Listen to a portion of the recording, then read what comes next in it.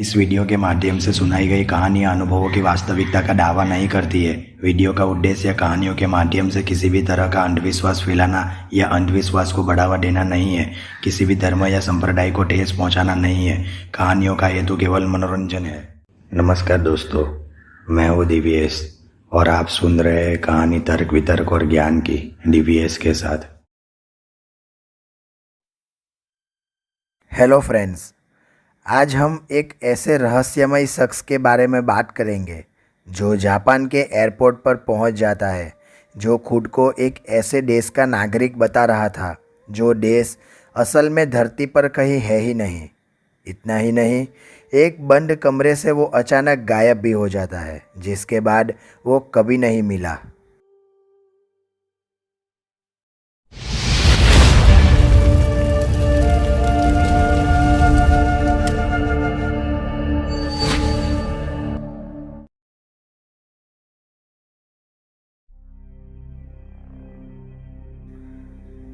दुनिया में ऐसी ऐसी रहस्यमय घटनाएं घटी है जिन पर यकीन करना मुश्किल हो जाता है।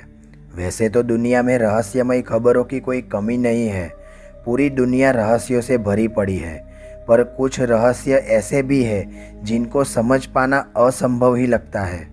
एक ऐसी ही घटना साल 1954 यानी आज से 68 साल पहले जापान में घटी थी, जिसकी पहेली आज तक अनसुलझी है। हम आज आपको एक ऐसी ही आश्चर्यजनक कहानी के बारे में बताने जा रहे हैं जिसे जानकर आप हैरान हो जाएंगे।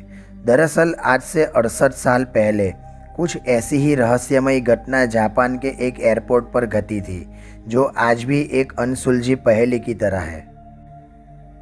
जापान में इस इंसान को लेकर बहुत से आर्टिकल्स छपे हैं, जिसमें लगभग लोगों का एक ही मत था कि ये इंसान शायद इस दुनिया का था ही नहीं, ये दूसरी दुनिया का था।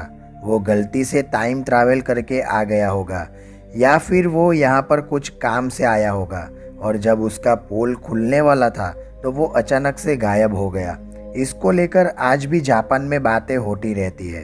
आपको बता दें कि टाइम ट्रैवल का मतलब होता है समय में आगे या पीछे जाना। बात करीब आज से 68 साल पहले की है, जब ये घटना घटी थी, जिस पर किसी को आज भी यकीन नहीं होता है। दरअसल ये घटना घटी जुलाई सन 1954 को। कहानी शुरू होती है जापान के एक एयरपोर्ट से, जिसका नाम हनेडा है, जो टोक्यो सिटी में है। तो जुलाई का महीना था, साल 1954 था। समय करीब 12:30 बजे का था, जब यूरोप से एक फ़्लाइट जापान के टोक्यो शहर के हनेडा एयरपोर्ट पर लैंड करती है, जिसमें सवार सभी यात्री बाहर निकलने के लिए चेकआउट काउंटर की ओर आगे बढ़ते हैं, जहां एयरपोर्ट कर्मचारी उनके पासपोर्ट की जांच करने में लगे हुए थे। इसी दौरान वहां एक ऐसा यात्री पहुंचा जिसका पासपोर्ट हैरान कर देने वाला था। उसके पासपोर्ट पर उसके देश का नाम टोरेड लिखा हुआ था, जबकि असल में इस धरती पर ऐसा कोई देश है ही नहीं। जांच कर रहे अधिकारियों ने इससे पहले कभी ऐसे किसी देश का नाम नहीं सुना था। उन्हें वो यात्री संदिग्ध लगा, इसलिए उन्होंने इसकी सूचना सुरक्षा अधिकारियों को दी, जिसके बाद उस यात्री को पूछताछ के लिए अलग कमरे में ले जाया गया। अधिकारियों ने सबसे पहले तो उससे जापान आने का कारण पूछा। इस पर उसने बताया कि वो एक बिजनेसमैन है और बिजनेस के सिलसिले में ही यहाँ आया है। सुरक्षा अधिकारियों ने उस रहस्यमय यात्री के पासपोर्ट की जांच की, जिस पर उसके देश का नाम टोरेड लिखा हुआ था। इमिग्रेशन ऑफिसर बहुत पुराने थे और एक्सपर्ट भी थे। उन्हें बाकायदा बहुत से देशों के बारे में पता था, लेकिन इस देश का नाम कभी नहीं सुना था। उन्हें भी बड़ा आश्चर्य हुआ कि क्या सच में ऐसा कोई देश है। एक पल के लिए इमिग्रेशन ऑफिसर ने सोचा, वर्ल्ड इतना बड़ा है, हो सकता है कहीं ना कहीं ये देश होगा ही।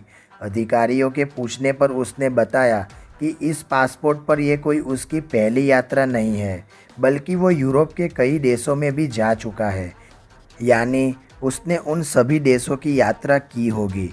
लेकिन सवाल ये है कि वो उन देशों में पकड़ा क्यों नहीं गया।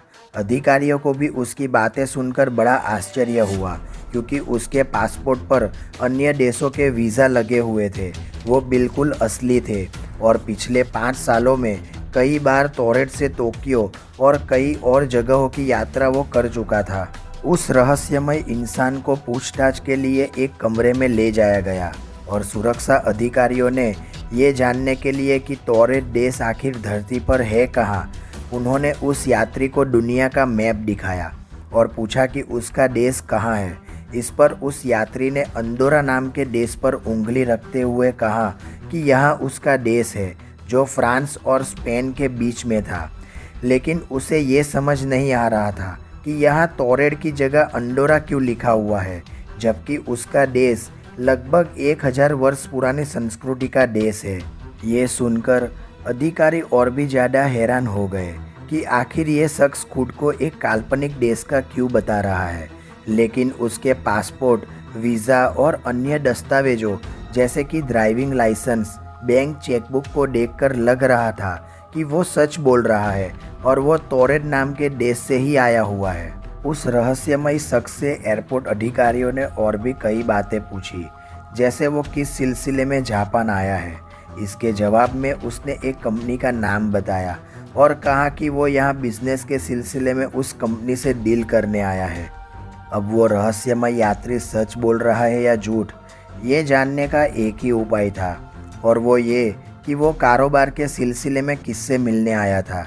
अधिकारियों के पूछने पर उसने एक कंपनी का नाम बताया जहां उसे जाना था, साथ ही उस होटल के बारे में भी बताया जहां उसने रहने के लिए पहले से ही बुकिंग की हुई थी। इसके बाद अधिकारियों ने उस कंपनी और होटल से संपर्क किया, लेकिन उन्होंने ऐसे किसी भी व्यक्ति को पहचानने से इनकार कर दिया और कहा कि उस नाम की कोई बुकिंग नहीं थी। अब जांच अधिकारियों को लगा कि ये कोई शातिर अपराधी है जो अपनी पहचान छुपा रहा है और यहाँ किसी घटना को अंजाम देने के लिए आया है। इसके बाद उन्होंने उसका सारा सामान जब्त कर लिया और पुलिस की कड़ी निगरानी में उसे एक होटल के कमरे में बंद कर दिया गया।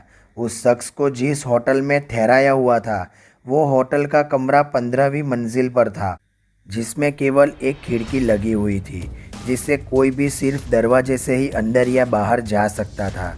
कमरे के बाहर 2 ऑफिसर्स थे जिससे उसका वहां से भाग पाना लगभग नामुमकिन था। अगले दिन जब कमरे का दरवाज़ा खोला गया तो पुलिस ये देखकर चौंक गई कि कमरे में तो कोई है ही नहीं।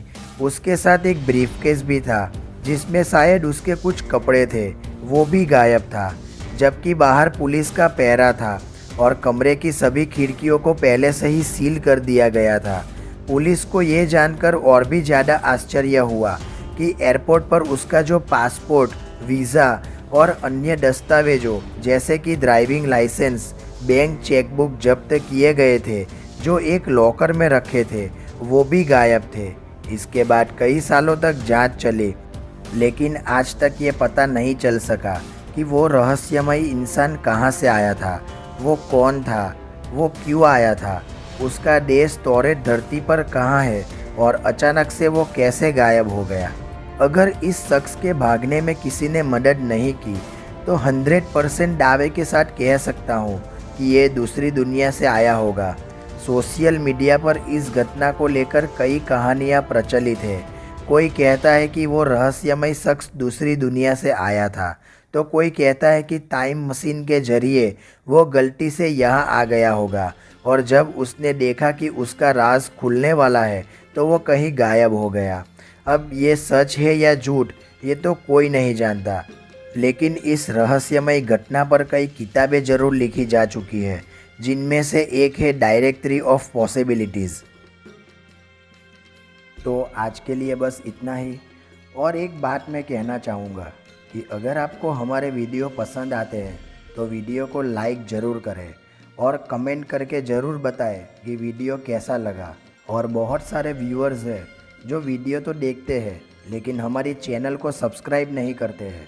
फ्रेंड्स, अगर आप हमारी चैनल को सब्सक्राइब करके बेल आइकॉन को प्रेस करते हैं तो हमारे चैनल का नया वीडियो आपको यूट्यूब की टाइमलाइन पे सबसे पहले देखने को मिलेगा। और वीडियोस अच्छे लगे तो उसे अपने फ्रेंड्स के साथ शेयर ज़रूर करें।